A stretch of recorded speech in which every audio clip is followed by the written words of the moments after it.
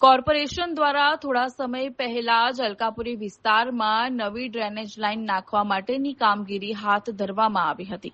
કામગીરી બાદ વ્યવસ્થિત પૂરણ ન કરાતા વરસાદમાં ટેમ્પો ખાડામાં ગરકાવ થયો હતો.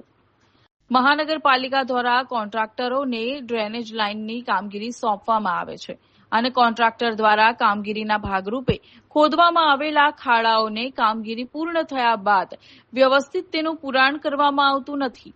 જાહેર માર્ગો ઉપર ખાડાઓ પડેલા જોવા મળે છે, તો બીજી તરફ પાલિકા તંત્રના વહીવટી અધિકારીઓ પણ કોન્ટ્રાક્ટર દ્વારા વ્યવસ્થિત કામગીરી કરવામાં આવે છે કે નહીં તેની પણ ચકાસણી કરવા માટેની તસદી નથી લેતા.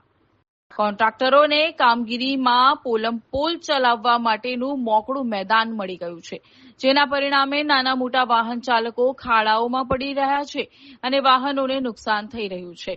તો આ માટે જવાબદાર કોણ એ પ્રશ્ન સૌ નગરજનોને સતાવી રહ્યો છે.